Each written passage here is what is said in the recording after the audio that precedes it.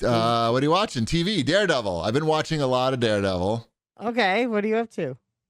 5, I want to say. Okay, so you might be caught up. I don't. Maybe one behind. I'm not 100% sure. Did you watch the Bank episode? Yes, I did watch that. So maybe I'm caught up.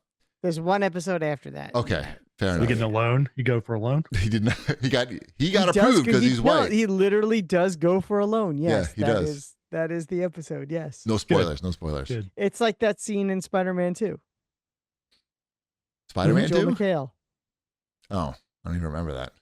Or is that? Yeah, that's Spider-Man 2. Yeah. I'm thinking of Captain America. What was that? That horrible TV series. Winter Soldier Yeah. and Falcon. What was that called? It's like Falcon and the Winter Soldier? Falcon and the Winter Soldier. Yes, that also. Right. But I was thinking Spider-Man 2. But anyway, Daredevil. I don't know about this show. Like, it's good sometimes, but the writing is like really uneven. Sometimes it's just like people don't talk like this. People don't talk like this. Yeah, it makes sense. Like, it's just like awkward shit. Like the whole, like, even like you're talking about he's going for the loan at the bank. That whole fucking conversation was just like really awkward. Like, you can't, I don't know. Like, it's like too, at some parts it's like very lighthearted, like, and the dialogue is just like too unrealistic. And then other parts, like, you're seeing like bones come out of people's arms. It's like, I don't know. It's very stark contrast. I don't know. I'm going to watch more of it, I guess, because I need to. I feel like the writing in this is very much like comic book writing, which, you know, for better or worse, I think it has a comic book pace, comic book writing and pacing. Fair. Mm-hmm. And fonts. And fonts. No, they don't have any fonts, do they? No, there's no fonts. No fonts. Anyway, I don't know. It's okay. I'm not loving it. I don't really like any superhero series or any like main series where the main character is like not doing his thing. Like he gives up being Daredevil in the first epispisode. Like it's like when the video game takes away your powers at the beginning. Like yeah. Sounds like a Superman movie. Yeah, it's just. I mean, he's still fine. He's still kicking ass, but he's not kicking that's ass why at it's Daredevil. called Daredevil Born Again is the name of the show. Yeah, it's just like you want to see Daredevil kick ass. That's why you're watching it, and it's you still get some ass kicking, but it's you want to see Daredevil kick ass. You want to see Daredevil? Yeah, he'll kick some ass. Yeah, or find the Lord. One of the two. I don't think so. He's blind. He can't find anything. All right, let's. What else we got here? These are all shows I talked about before. White Lotus. The season finale is on Friday. It's very exciting. Really enjoying the season. Common Side Effects. The season finale just happened. And that was a pretty good show. Like, again, like a rare show that's like 22 minutes. It's adult. It's an adult cartoon. I don't know. It was good. It was good. Not like the best thing I've seen, but it's just rare to find anything that's worth watching that's like a half hour or less. So it feels a need. What's The Residence? The Residence is a show. It's a series on Netflix. It's a mystery show. It leans towards the comedic side. It's not. I wouldn't call it a comedy, but it's not a heavy drama. Uzo Adubo is. What'd you call me? Exactly. She was Crazy Eyes in Orange is the New Black. She plays the detective. She's very much like a Benoit Blanc type from Knives Out. What'd you call me? Exactly. Benoit Balls? Yeah. Benny Blanco? Yeah. Mm-hmm. Anyway, and Randall Park is in it as well. And they're solving... Oh, Darth Maul. Yes. Yeah, exactly. They're solving a murder mystery, obviously, but it's in the White House. So someone was murdered in the White House during a state dinner, and they are trying to solve this murder mystery. And it's all sorts of wacky characters that live in the White House. And what? Yeah.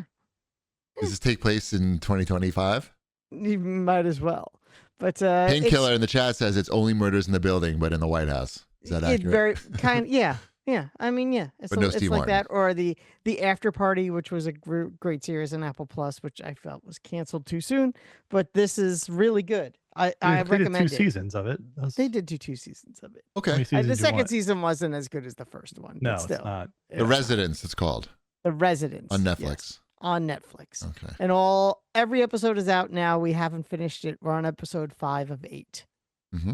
So we're kind of taking our time with it because we like it. All right. What do we got on the movie side? So I watched. This is it. It's classic rock week here at.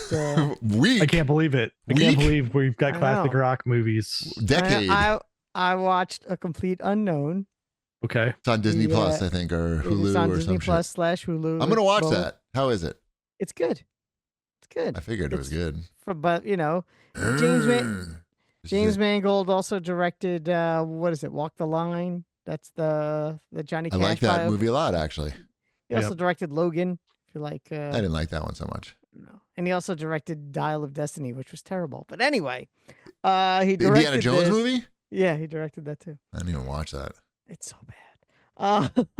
A Complete Unknown is very good. It does a good job. I mean, because I'm a big nerd, I know a lot of what actually happened versus what they dramatize in the movie, but I'm okay with most of it. You would have no idea, like, oh, that didn't happen like that, but you won't care. They do a really good job with Timothy Chalamet does a good job as Bob Dylan. Bob Dylan is an interesting person. Obviously, he's Bob Dylan. It's sort of this he's a very, I want to say, a dichotomy of a human being where he's done some very serious things. He also doesn't take himself very seriously. He's also kind of an asshole. Like in the movie? In general, as a person. But does he come across in the movie as an asshole? And in the movie, he also at times, like they don't shy away from that, and knowing that Bob Dylan actually had a part in this movie as far as like approvals and things. So that's cool that he just was like, "Fuck it, I'm an asshole." He's like, yeah. I think he knows. Yeah, he knows he's an asshole. He's been doing this for a long time. But then again, he's probably in his 70s, I would assume. Oh, he's gotta be older than that. Let's see. Yeah.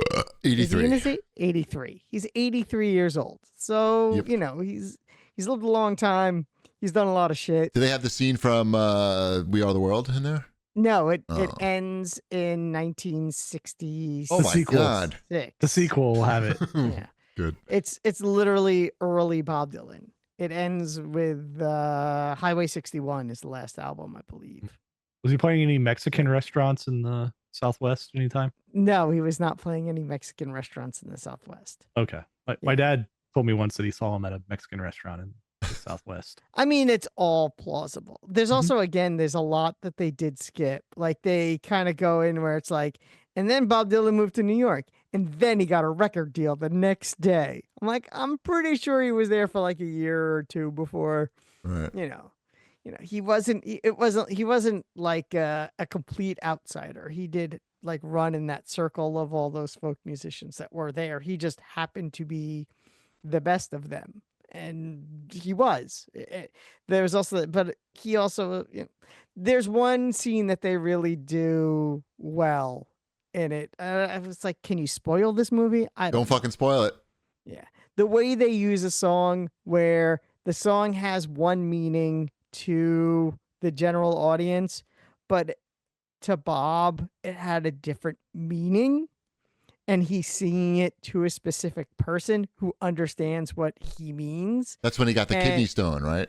Yeah. Like a Rolling Stone. And like then yeah. Passed it. I get it. Yeah. But so that scene actually is really effective and it works really well. And it's like, oh, I see what you're doing there. And that's pretty cool. So yeah, I give it a thumbs up. I enjoyed it very much. But all right, I'll watch it. Yeah. I'll report back.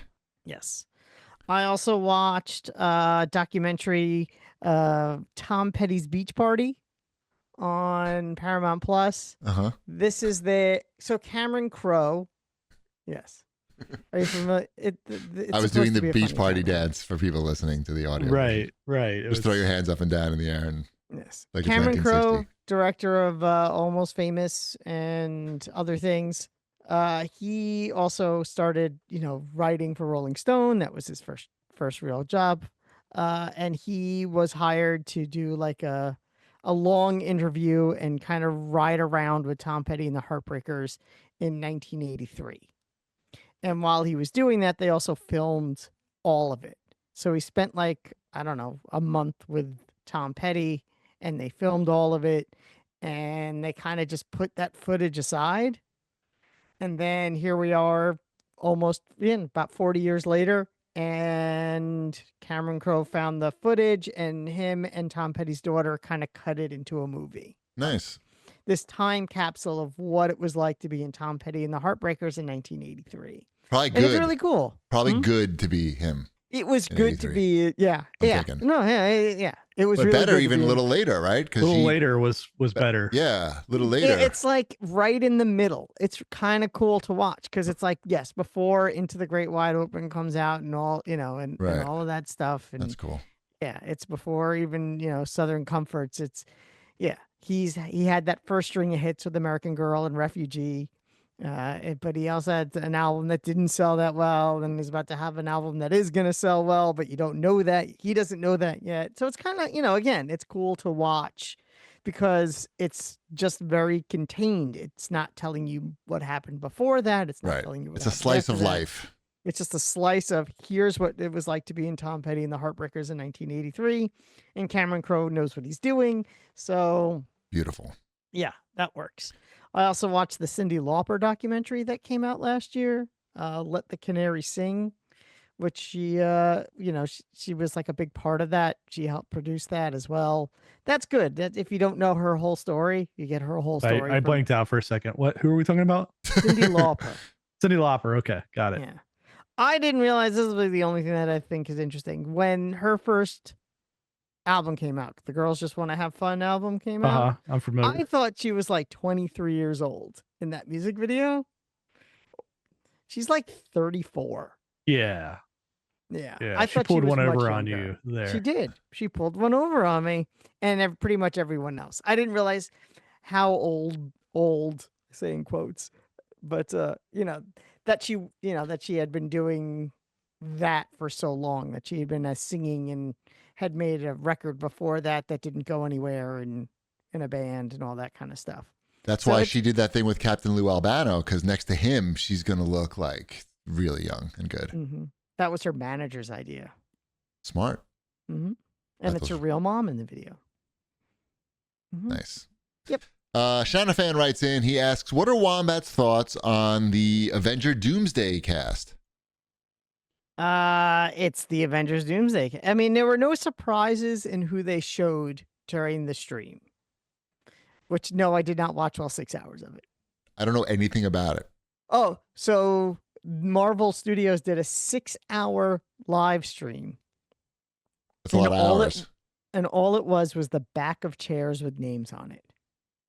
And it Okay. just would like hover on a chair for like 20 minutes and then move to the next chair and you get the next name. All right. And then when it Holy was all crap. said and Thor done, is Chris Hemsworth. yeah, exactly. Like, actually, they don't say who anyone's playing, which is kind of intentional. But Are again, there any there are new no, people that we don't no one new. It's Oh, all really? people you've seen before. Yeah, What the fuck? it's all people you've seen That's in bullshit. these movies before. And again, there's a lot of names that weren't there that I also thought was kind of interesting. So, Wombat, there's a lot of comments you don't see where there's a lot of comments coming in on the YouTube stream okay. about people who can't believe how thin you are. So I just want to just sort of Thank you. throw those your way.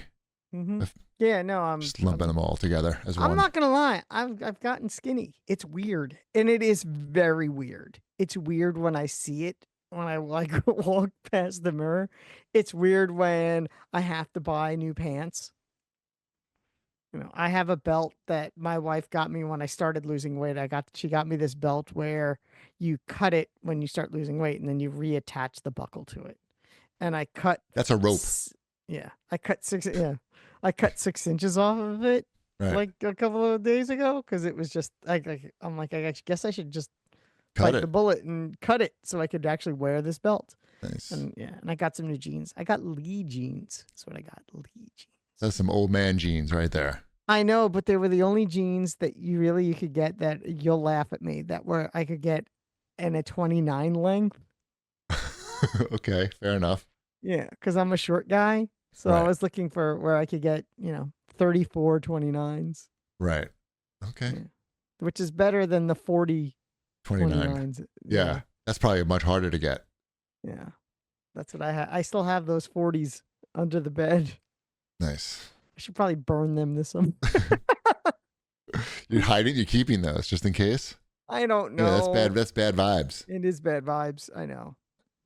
But all right. Is there any new releases that we need to talk about, or should we get right into the Switch 2 I feel like we action? could probably get right into it only because we spent a lot of time talking about AI. About nothing. About Is AI. anyone How about Cyndi Lauper and Bob Dylan's I think we penis? spent like a minute and a half on Oh, it Cyndi felt Lauper. like an hour. Wow. Shipwreck passed out. You know, all she wants to do is have fun. Hey, I like Cyndi But that Lauper's was music Sheryl Crow.